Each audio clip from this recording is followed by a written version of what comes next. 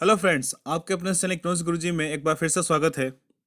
हम अर्थशास्त्र से संबंधित जो इम्पोर्टेंट क्वेश्चंस हैं उसकी सीरीज में आगे बढ़ते हुए इस वीडियो से और आगे आने वाले वीडियोस में हम उपभोक्ता के व्यवहार से संबंधित जो यूनिट है और उसमें जो टॉपिक कवर होते हैं उसमें टॉपिक है, एक तो उपभोक्ता का व्यवहार, मांग की अवधारणा और मांग की लोच। ये तीनों टॉपिक जो हैं वो उपभोक्ता के व्यवहार से संबंधित हैं। तो हम अब इससे रिलेटेड जो भी इंपॉर्टेंट क्वेश्चंस है उसके बारे में स्टडी करेंगे, कौन कौन से क्वेश्चन एग्जाम में पूछे जाते हैं और साथ ही उन क्वेश्चंस के आंसर क्या हो सकते हैं उसके बारे में हम डिस्कस करेंगे। तो आई होप आप इस वीडियो में लास्ट तक बने रहेंगे और इस सीरीज में भी लास्ट तक बने रहने के लिए आप इस चैनल को सब्सक्राइब जरूर कर दीजिए ताकि इससे रिलेटेड जो भी नए वीडियोस अपलोड होंगे वो आप तक जल्दी से पहुंच जाए बिना किसी तकलीफ के। तो आइए शुरू करते हैं। तो सबसे पहले जो इसमें जो very short answer type question जो हैं, जो अति लोकात्मक प्रश्न है, उसमें सबसे पहला क्वेश्चन जनरली पूछा जाता है कि उपयोगिता से क्या आशय है। क्योंकि उपभोक्ता के संतुलन को ज्ञात करने की दो विधियां हैं, एक तो उपयोगिता विश्लेषण और दूसरा उदासीनता वक्र विश्लेषण। उपयोगिता विश्लेषण को गणनावाचक विश्लेषण भी कहते हैं और उदासीनता वक्र विश्लेषण अथवा तटस्थता वक्र विश्लेषण को क्रमवाचक विश्लेषण भी कहते हैं। तो यहाँ पर उपयोगिता से आप क्या समझते हैं, सबसे फर्स्ट क्वेश्चन बनता है। तो उपयोगिता से अभिप्राय आवश्यकता की संतुष्टि शक्ति से, अन्य शब्दों में वस्तु विशेष में किसी उपभोक्ता की आवश्यकता विशेष की संतुष्टि निहित क्षमता अथवा शक्ति को उपयोगिता कहते हैं। इसका संबंध लाभदायकता या हानिकारकता से नहीं होता है। अर्थात उपयोगिता पदार्थ का वह गुण है जो किसी भी आवश्यकता को संतुष्ट करती। अब यहाँ पर दिया गया कि लाभदायकता तथा हानिकारकता से संबंधित नहीं है। अर्थात किसी व्यक्ति के लिए बिस्किट के पैकेट से उपयोगिता मिल सकती है, उसी प्रकार से किसी व्यक्ति के लिए हो सकता है कि सिगरेट से उसको उपयोगिता मिले, चाहे वो उसके लिए हानिकारक हो। इसी प्रकार से इसमें हम आगे बढ़ते हैं। सीमांत उपयोगिता क्या है, जनरली जो एग्जाम क्वेश्चन पूछते हैं। तो किसी वस्तु की एक अतिरिक्त इकाई के उपभोग से अतिरिक्त उपयोगिता मिलती है उसे सीमांत उपयोगिता कहते हैं। अन्य शब्दों में एक अतिरिक्त इकाई के उपयोग से कुल उपयोगिता में जो वृद्धि होती है उसे सीमांत उपयोगिता कहा जाता है। कुल मिलाकर यह है कि हम जैसे जैसे वस्तु की अतिरिक्त इकाई का उपभोग करते हैं, तो जैसे जैसे वस्तु की अतिरिक्त इकाई का उपभोग करते हैं तो हमारी जो कुल उपयोगिता है, कुल उपयोगिता क्या है, हमारी कुल संतुष्टि वस्तुओं की इकाई को उपभोग करने से, तो उसमें जो परिवर्तन आता है उसे हम यहाँ पर सीमांत उपयोगिता कहते हैं। ठीक है। अब सीमांत उपयोगिता ज्ञात करने का सूत्र क्या है, यह भी बहुत सी बार पूछा जाता है। तो सीमांत उपयोगिता ज्ञात करने का सूत्र कुल उपयोगिता में परिवर्तन अपॉन उपभोग मात्रा में परिवर्तन अथवा marginal utility is equal to delta T U upon delta Q. Delta T U अर्थात कुल उपयोगिता में परिवर्तन, डेल्टा क्यू अर्थात कुल मात्रा में परिवर्तन। फिर गोसेन द्वारा प्रतिपादित नियम कौन कौन से होते हैं, इस चैप्टर संबंधित जनरली पूछते हैं कि गोसेन का नियम कौन कौन से हैं। तो गोसेन ने मुख्यतः दो नियम दिए हैं। गोसेन का पहला नियम है उसे कहते हैं सीमांत उपयोगिता ह्रास नियम, और गोसेन का जो दूसरा नियम है वो है सम सीमांत उपयोगिता नियम।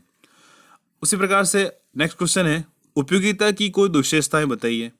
उपयोगिता जो है वो क्या है, ये तो हमने देख लिया, और इसकी दो विशेषताएं कौन सी है या उपयोगिता की कोई विशेषता बताइए, ऐसा क्वेश्चन एग्जाम पूछते हैं। तो उपयोगिता व्यक्ति के स्वभाव, आदत एवं रुचि पर निर्भर करती है।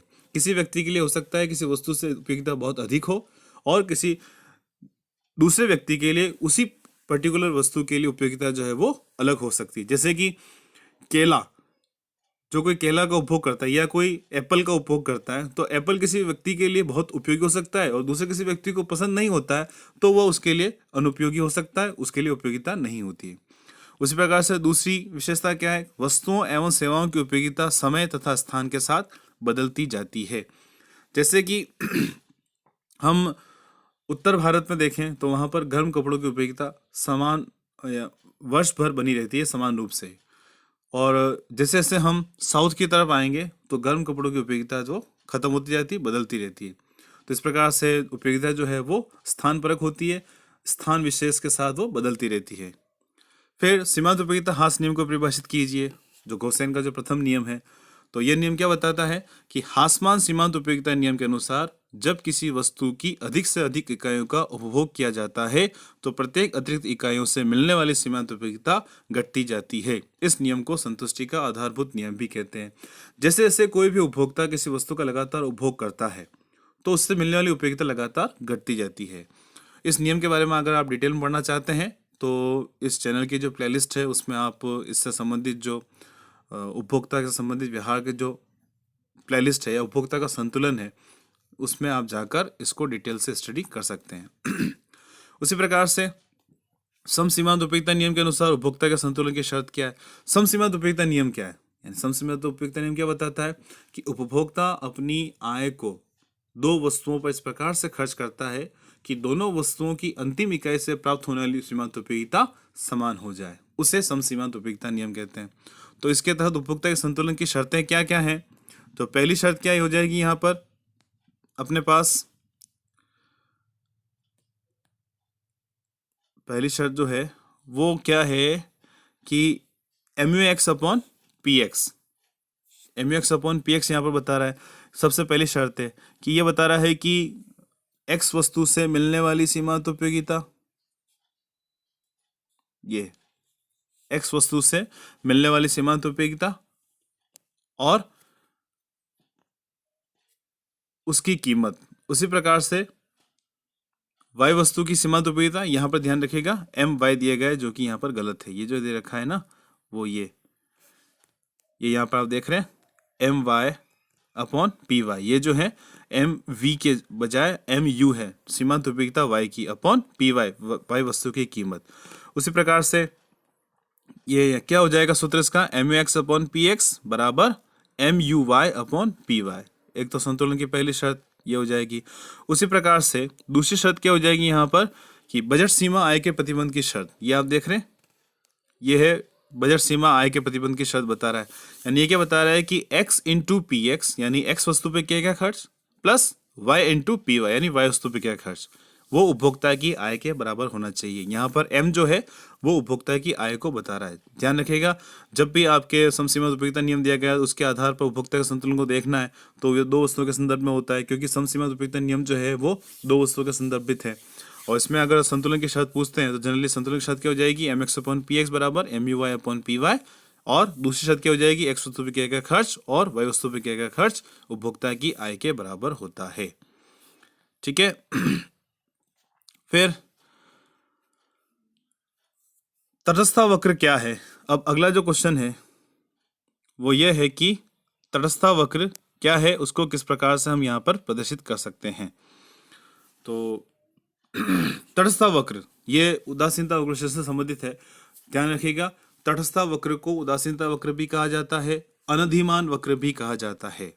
ठीक है, एग्जाम में किसी भी नाम से आए कंफ्यूज नहीं होना है। तो तटस्थता वक्र दो वस्तुओं की मात्राओं के उन संयोगों को दर्शाता है जिनसे उपभोक्ता को समान संतुष्टि प्राप्त होती है, जिनके मध्य उपभोक्ता तटस्थ या उदासीन होता है। अर्थात इस वक्र पर हम उन बिंदुओं को प्रदर्शित करते हैं जो उपभोक्ता को समान संतुष्टि प्रदान करते हैं। उपभोक्ता उस वक्र के किसी भी बिंदु पर हो सकता है। फिर उसके बाद बजट रेखा या कीमत रेखा क्या दर्शाती है? उपभोक्ता की जो बजट रेखा होती है वो क्या बताती है? तो बजट रेखा या कीमत रेखा दो वस्तुओं के उन संयोगों को दर्शाती है जिन्हें एक उपभोक्ता अपनी सीमित आय एवं दोनों वस्तुओं की कीमतों के दिए होने पर प्राप्त कर सकता है। उपभोक्ता की आय और दोनों वस्तुओं की कीमतें होने पर हम जो बजट रेखा बनाते हैं उसे कहते हैं बजट रेखा। और मैंने कहा डिटेल में अगर आप जानना चाहते हैं तो आप चैनल की प्लेलिस्ट में जाकर नोट्स में आराम से ईजी में डिटेल में देख सकते हैं। फिर उसके बाद बजट रेखा का ढाल क्या होता है? जनरली बजट रेखा जब बनाते हैं वो बाएं से दाएं ऋणात्मक ढाल वाली होती है। तो यहाँ पर बजट रेखा का ढाल क्या हो जाएगा? तो बजट रेखा का ढाल का जो फॉर्मूला क्या होता है? PX upon PY। ये देख रहे हैं आप, ये जो है बजट रेखा के ढाल का फॉर्मूला है, सूत्र PX अपॉन PY, अथवा वस्तु दो में परिवर्तन अपॉन वस्तु एक में परिवर्तन। ध्यान रखिएगा दो फॉर्मूले इसके, एक तो PX अपॉन PY वस्तु X की कीमत अपॉन वस्तु Y की कीमत, अथवा दूसरा जो है वो है वस्तु दो में परिवर्तन अपॉन वस्तु एक में परिवर्तन। उसी प्रकार से अगला जो इंपॉर्टेंट क्वेश्चन बनता है वो है उपभोक्ता के संतुलन का अर्थ बताइए। हम उपभोक्ता के संतुलन का अध्ययन करते हैं तो उपभोक्ता का संतुलन क्या होता है, उसको किस प्रकार से हम डिफाइन करते हैं? तो उपभोक्ता का संतुलन जनरली एक उपभोक्ता तब संतुलन की स्थिति में होता है जब उसे अधिकतम या पूर्ण संतुष्टि प्राप्त होती है। उपभोक्ता अपनी आय को दोनों वस्तुओं की कीमतों के रहते हुए इस प्रकार से व्यय करता है कि उसे अधिकतम संतुष्टि प्राप्त हो, तो उस स्थिति को हम कहते हैं उपभोक्ता का संतुलन। इस स्थिति में उपभोक्ता जो होता है वो संतुलन में हो जाता है, यानी वह उस स्थिति से परिवर्तन नहीं करना चाहता है, उस स्थिति को बदलना नहीं चाहता। अगर उसे उस स्थिति को बदलता है तो या तो उसे नुकसान होगा या उसे संतुष्टि का स्तर बिल्कुल भी प्राप्त नहीं होगा। तो कुल मिलाकर उपभोक्ता का संतुलन कैसे कहेंगे ये आपके सामने, आप इसे वापस एक बार पढ़ सकते हैं। तो कुल मिलाकर ये जो कुछ छोटे छोटे क्वेश्चन जो हैं जनरली एग्जाम में पूछते हैं, इससे रिलेटेड अब जो लघुतरात्मक क्वेश्चन कौन से हैं वो हम आने वाले नेक्स्ट वीडियो में इसके सेकंड पार्ट में इसके स्टडी करेंगे। मैं क्या है कि जनरली 10 से 15 मिनट का वीडियो बना रहा हूँ ताकि आप भी इससे बोर नहीं हो और आपका इंटरेस्ट इसमें बना रहे। तो कुल मिला के ये वीडियो आपको कैसा लगा, इसे लाइक करना ना भूलें, और अगर अच्छा नहीं लगा तो डिसलाइक करिए। और अब बात रही क्वेश्चन की, इस वीडियो से संबंधित जो क्वेश्चन है उस क्वेश्चन का आंसर आप अपने कमेंट बॉक्स में ज़रूर दें। और आज का जो क्वेश्चन है वो यह है कि उस वक्र को क्या कहते हैं जो दो वस्तुओं के उन संयोगों को दर्शाता है जिसे उपभोक्ता को समान संतुष्टि प्राप्त होती है। वापस बात पूछ रहा हूं मैं, उस वक्र का नाम बताइए जो दो वस्तुओं के उन संयोगों को प्रदर्शित करता है जिससे कि उपभोक्ता को समान संतुष्टि प्राप्त होती है। ओके, मिलते हैं नेक्स्ट वीडियो में। Thank you, thanks for watching economics Guruji. Bye bye.